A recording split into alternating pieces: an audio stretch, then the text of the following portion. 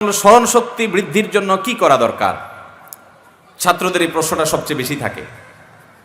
অবশ্য আজকাল ছাত্র বলে কোনো কথা নেই, সব বয়সের নারী পুরুষ আমাদের আজকাল কিছু মনে থাকে না। এই মনে না থাকার অন্যতম একটা কারণ হলো আমাদের এই ব্রেইনটাকে আমরা শত শত বেহুদা কাজে এঙ্গেজ করে ফেলছি, ঠিক না বেঠিক? মোবাইল ফোন, ফেসবুক, ইউটিউব সহ এত সব বেহুদা কাজ আমরা করি। এক একজনের ফেসবুকে ফ্রেন্ড লিস্টে 5,000 মানুষ, 5,000 বন্ধু যদি কারোর থাকে, এই লোকের জীবনে আর কিছু কাজ করাই তো সম্ভব না। এই বন্ধুর হক আদায় করতে করতে তো শেষ। এক বন্ধুর পোস্টে লাইক দেন নাই কেন, সে নাখুশ হয়ে গেছে। আরেক বন্ধু বললো আমার বিরুদ্ধে পোস্ট, সেখানে তুমি লাইক দিলা কেন, সে নাখুশ হয়ে গেছে। আরেকজন বললো তোমার পোস্টে আমি কমেন্ট দিয়ে আসলাম, তুমি আমার পোস্টে কেন দিলা না। আরেকজন বললো ইনবক্সে আমি নক করলাম, তুমি রিপ্লাই দিলা না কেন। এই বেহুদা কাজ করতে করতে দরকারি কাজ করার সময় আজকাল আমাদের সময়গুলো শয়তানিভাবে শেষ করে ফেলছে। মোবাইল এবং ফেসবুককে যদি আপনি নিয়ন্ত্রণ করতে না পারেন, তাহলে এটা ব্যবহার করাই আপনার জন্য জায়েজ নাই। এই মোবাইল ফোন যদি আপনাকে ডাইরেক্ট বানিয়ে ফেলে, আপনার সময় নষ্ট করে ফেলে, তাহলে এটার কারণে বরং আল্লাহর কাছে আপনার জবাবদিহি করা লাগতে পারে। বিধায় এগুলো থেকে বেঁচে থাকতে হবে। যাই হোক, স্মরণ শক্তি বৃদ্ধি হওয়ার জন্য সর্বপ্রথম যে আমলটার কথা বলবো সেটা হলো তাকওয়া, আল্লাহর ভয়, হারাম কাজ থেকে বেঁচে থাকার প্রবণতা। এটা আপনার মধ্যে যদি খুব বেশি আনতে পারেন, তাহলে আপনাকে আল্লাহ রাব্বুল আলামিন স্মরণ শক্তি বৃদ্ধি করাবেন, এলেম দান করবেন, জ্ঞান দান করবেন। আল্লাহ বলেছেন ওয়াত্তাকুল্লাহা ইউআল্লিমুকুমুল্লাহ, তোমরা আল্লাহকে ভয় করো, আল্লাহ তাআলা তোমাদেরকে এলিম দান করবেন। সাহাবায়ে কেরাম নবী করিম সাল্লাল্লাহু আলাইহি সাল্লাম থেকে হাদিস শুনতেন, তারা যেভাবে মনোযোগ দিয়ে হাদিস শুনতেন, মনে হতো কোনো মরা কাঠ বসে আছে, পাখি এসে তাদের মাথার উপরে বসতে পারবে, এইভাবে মনোযোগ দিয়ে হাদিস শুনতেন। এবং তাদের দীর্ঘ হাদিস নবী সাল্লাল্লাহু আলাইহি সাল্লাম থেকে একবার শুনতেন, পুরোটা মুখস্থ হয়ে যেত। তাকওয়া ছিল তাদের মধ্যে। মুসলমান আল্লাহ রাব্বুল আলামিনের পক্ষ থেকে সাহায্য পাওয়ার জন্য হারাম থেকে বাঁচার মানসিকতা থাকতে হবে, তাকওয়া থাকতে হবে। দ্বিতীয়ত, কিছু খাবার আছে যে খাবারগুলো স্মরণ শক্তি বৃদ্ধি করার জন্য মুহাক্কিক ওলামায়ে কেরাম, ইসলামের সোনার যুগের অনেক মনীষীগণের অনেক বক্তব্য উক্তি পাওয়া যায়। যেমন কিশমিশের কথা অনেক ওলামায়ে কেরাম বলেন যে এটা যত বেশি খাওয়া হয়, বেশি পরিমাণে কিশমিশ খেলে স্মরণ শক্তি বৃদ্ধি হয়। আদার কথা অনেকে বলেছেন। আধুনিক যুগে অনেক গবেষকরা গবেষণা করে অনেক খাবার বের করেছেন যে এই সমস্ত খাবারগুলো, এগুলোতে স্মরণ শক্তি বৃদ্ধি পায়। স্মরণ শক্তি বৃদ্ধির জন্য তৃতীয় আরেকটা গুরুত্বপূর্ণ বিষয় হলো সময় মতো ঘুমানো। আমাদের বেশিরভাগ ছাত্ররা দেখবেন রাত 12টা, 1টা, 2টা পর্যন্ত বই পড়ে, এরপরে দেয় ঘুম, সকাল 9টায় উঠে ফজর নামাজ নাই। ঠিক না ঠিক? এই যদি অবস্থা হয় তো আপনার স্মরণ শক্তি কোত্থেকে বাড়বে? স্মরণ শক্তি বৃদ্ধি হওয়ার জন্য অনেক গুরুত্বপূর্ণ একটা আমল হলো টাইমলি ঘুমানো, সুন্নাহ লাইফস্টাইলকে ফলো করা। আপনি খাবারের ক্ষেত্রে সুন্নাহ লাইফস্টাইল ফলো করেন, পেটের 3 ভাগের 1 ভাগ খাবার, 1 ভাগ পানীয়, আর 1 ভাগ খালি রাখেন। সালাদ টালাদ জাতীয় খাবার বেশি করে খান, তাহলে পানীয়র কাজ হয়ে যাবে। সামান্য খাবার খান, বেশি পরিমাণে সালাদ খান, তাহলে পানীয় হয়ে গেল, খাবার হয়ে গেল, আর একটু খালি রাখেন।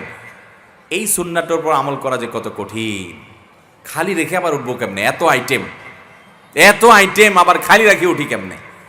ভাইরা আমার, এখন অবশ্য ডাক্তাররা যখন আমাদেরকে ফজিলত বলা শুরু করে দিছে, হুজুরদের ফজিলতে কাজ হয় নাই, ডাক্তাররা যখন বলা শুরু করে দিছে যে বেশি খাইলে খবর আছে, শরীরে তেল চর্বি থাকলে খবর আছে, এই জন্য খানা কন্ট্রোল করেন।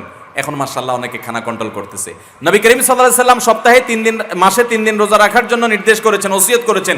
সপ্তাহে 2 দিন সোমবার বৃহস্পতিবার রোজা রাখতে বলেছেন। তখন আমরা মানি নাই। এখন ডাক্তাররা বলছে মাঝে মধ্যে ফাস্টিং করতে হয়, না হলে স্বাস্থ্য ধ্বংস হয়ে যাবে। এখন দেখবেন ওয়াটার ফাস্টিং করে। ওয়াটার ফাস্টিং বুঝেন?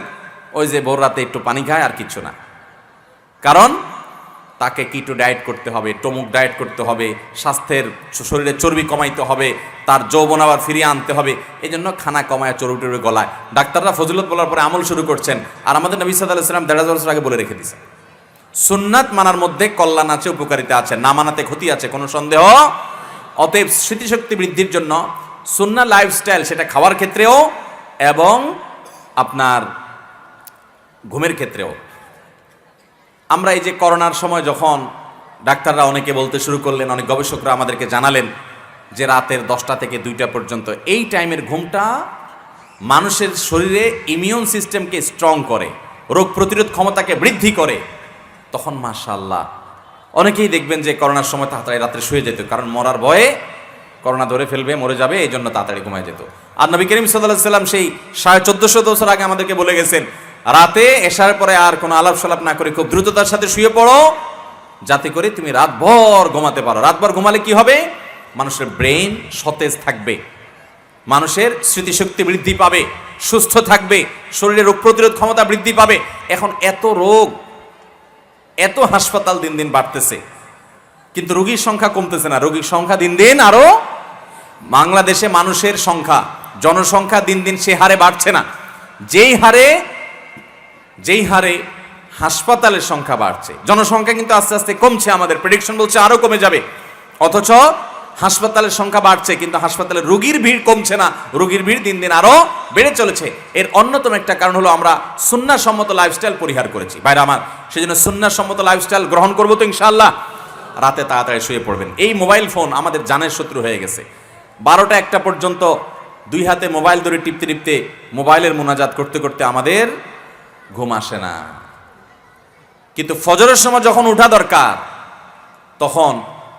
তখন দেখা যায় যে আর ঘুম ভাঙে না, শয়তান তখন ঘুম পাড়ায় দেয়। রাতের প্রথম প্রহরে তাড়াতাড়ি ঘুমায় পড়বেন, ভোরে উঠে পড়ালেখা করবেন। এদেশে যে হেফজখানা মাদ্রাসাগুলো আছে, আপনাদের এলাকায় হেফজখানা মাদ্রাসা আছে না নাই? একটু যায় দেখেন ছাত্ররা কখন পড়ে, জানেন? হাফেজ ছাত্ররা কখন পড়ে?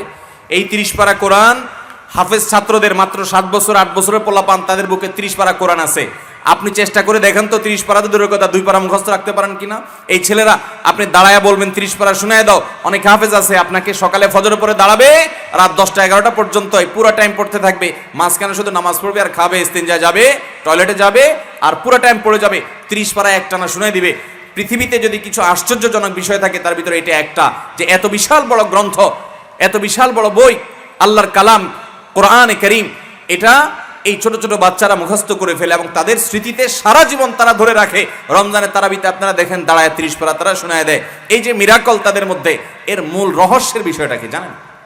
অন্যতম একটা, এটা তো কোরআনের জীবন্ত মুজিজা, এর একটা বিশেষ রহস্য এটাও যে এই শিক্ষার্থীরা, হাফেজরা মাদ্রাসাগুলোতে রাতে বেশি রাত করে পড়ে না, এশার পরে দ্রুততার সাথে তারা শুয়ে পড়ে, ওই ভোর রাতে উঠে যায়, তখন উঠে পড়ে।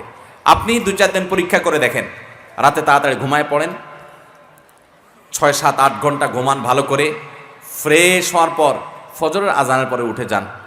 উঠার পর আপনি ওই ভোর রাতে একটু পড়তে বসেন বই নিয়ে, দেখবেন মাইন্ডটা কত ফ্রেশ, যেটা পড়বেন ওইটাই গেঁথে যাবে।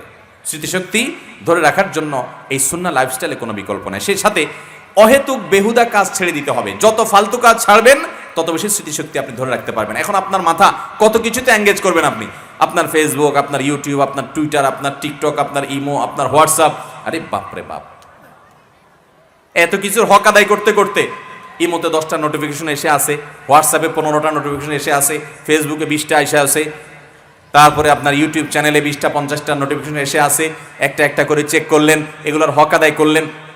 মা বাপ ভাই বোন, খাওয়া দাওয়া, কাজ কাম, পড়া লেখা, নামাজ রোজা, সেগুলো তো আছেই।